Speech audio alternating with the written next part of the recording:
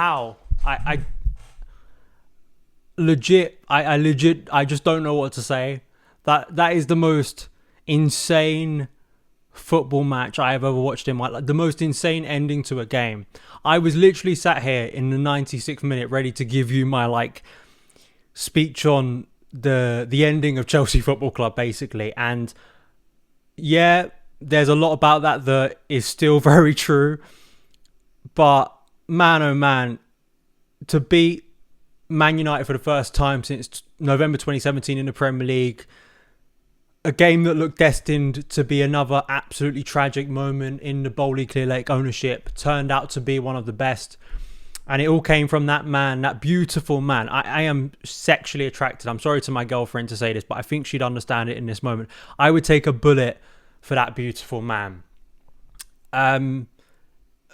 There's no rational perspective tonight. And there wouldn't have been if the game ended 3-2. There wouldn't have been if the game ended 3-3. But then somehow, with assistance from Scott McTominay, who loves scoring against Chelsea, now scoring for Chelsea, to do to Man United what they have done to many teams.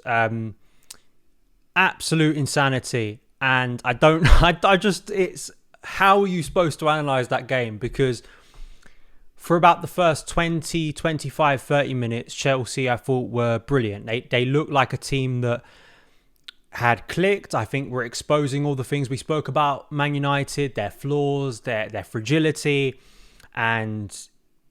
But we'd seen this all before, and you had that feeling in the back of your mind that we are likely to shoot ourselves in the foot. And of course, we did, and it comes through Moises Caicedo. And then pretty much I'd say from that moment really until the last couple of minutes of that game, I'm talking literally the dying minutes of added time, Chelsea looked like one of the most incompetent teams I've ever watched in my life. I mean, the way they gave up the first goal was diabolical. The way they folded so quickly to concede the equaliser was equally as diabolical. And even though there were some moments at the start of the second half, because both teams are flawed themselves, you could feel that Man United goal was coming, and eventually it came through Garnacho.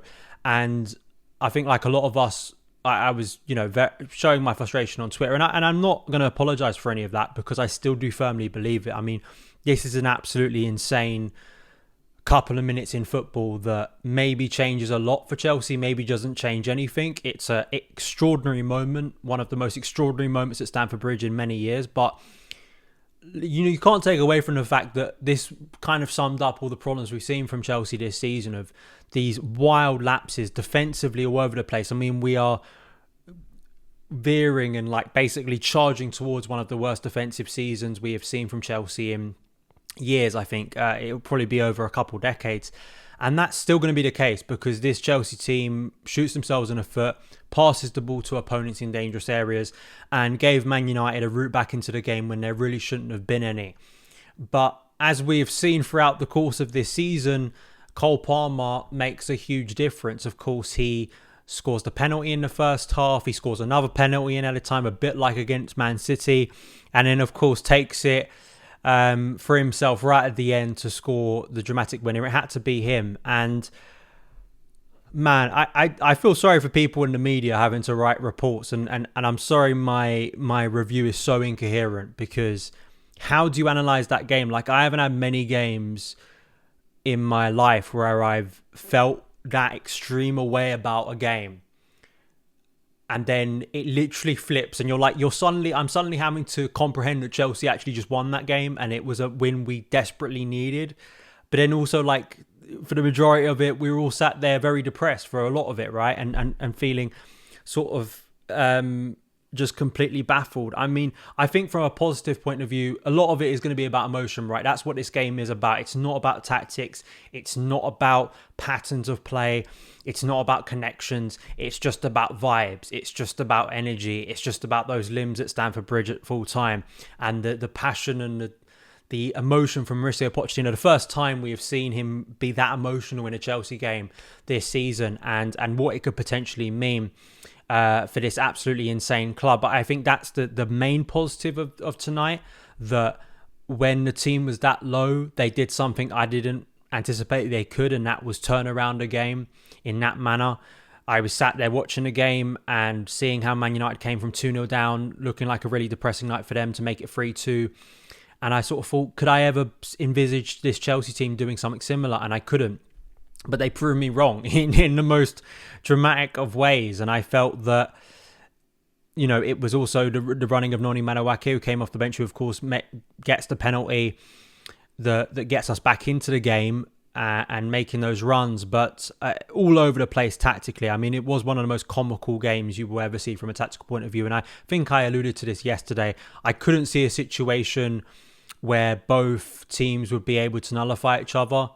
It was a case of both teams are very flawed. Tactically, they were all open. There's space to exploit, and both teams did exploit that space as you. And I can't even speak. How can any of us speak tonight? I'd like to know your thoughts about this game. I don't think I've been this shocked and lost for words since Chelsea won the Champions League. I remember go and watch that review back. I could barely speak after that in terms of, I am in absolute shock. I will get my criticisms out there. I mean, I thought defensively we were just completely shambolic. I mean, Moises Caicedo, a simple ball, he shouldn't be giving that away. It changes the course of the game, at least for a majority of it. But it's those simple basic errors, and players did it in the second half too, Disasi. It's those things that I find it very difficult to squarely look at the head coach and go, it's their responsibility. It's something to do with a tactical structure, and it's kind of my general concern about the current way this squad has been built, is that there isn't a lot of accountability. There isn't a lot of responsibility. It feels like within the group, they really struggle psychologically to deal with moments when they're ahead in games. This is a real big problem. We saw it on Saturday against Burnley. We saw it tonight when we were 2-0 up. And, you know, I think it says a lot that the team maybe felt a little bit more motivated right at the end, when it felt like there was nothing to lose because we were 3-2 down. And facing, you know, a probably revolt from Stamford Bridge because of how bad things have been at the club in recent years. It really did feel like a potential tipping point game. And that's something that I guess in some ways you expect. But again, you have to be looking at the squad and going, for next season, there has to be a balance to this squad. Because I feel sorry watching some of those young players. It feels like some of them are drowning out there. They don't have help. They don't have guidance when things are going wrong. And unfortunately, I've said this all season, the experienced players in this group, that the oldest heads in this current squad, do not provide that on a consistent basis to make up for that. So for me, I'm still looking at the sporting directors, I'm still looking at the ownership, and I'm still asking big questions about the way this squad was constructed, because you can't have games like tonight. You can't have games like on Saturday against Burnley. We have to just be like, I want to be objective here and a little bit more rational. You can't have games like that consistently and expect to do anything as a football team. We got through tonight because Cole Palmer's amazing, and Man United are one of the most chaotic teams in the Premier League. So they do give you space like that right at the end of the game. Not many teams would have allowed Chelsea back into that game. Not many teams would have given up opportunities right at the end after conceding a third, right at the depth of added time. But at the same time, we have to look very concretely tonight and look at that defence and look at, once again, Mauricio Pochettino from maybe a structure point of view. What is he doing from a coaching point of view to prevent those moments, those lapses that we see so consistently? So I'm not trying to put all of the blame off Mauricio Pochettino's shoulders, because, you know, he's had this squad now for a number of months. We haven't had any European football, but there is just individual decision making, like Moises Caicedo and Axel Disasi, two players who literally passed the ball to a Man United player tonight, one-on-one. I think Højlund was the second half one that he recovered, but of course Garnacho was in the first half, scored the goal. Those two players individually, yeah, sure, are a little bit younger, but both of them have decent level football experience now. And I this is not throwing on an academy player who's never had any football at Chelsea at a senior level. I expect a lot more from those players. So yeah, I pray and I hope that tonight, the madness of tonight, the beauty of Cole Palmer, that extraordinary man, can lead this team towards something positive at the end of the season. Because I felt the lowest I felt about Chelsea before those last few minutes. I don't know if you felt the same. I wasn't at the game tonight, but I felt so low. And hearing from people who were at the game what the mood was like inside Stamford Bridge, it really did concern me about the direction of the club. I'm still very concerned about the direction of the club, but these moments have been few and far between, so you have to really cherish them when they're here, even though they do come in the most insane ways. And trying to dissect that game, is there even a point? It was just madness. Chelsea have finally beaten Man United in the most extraordinary way possible. I'm not going to complain. That's it for tonight, and I'll see you again very soon.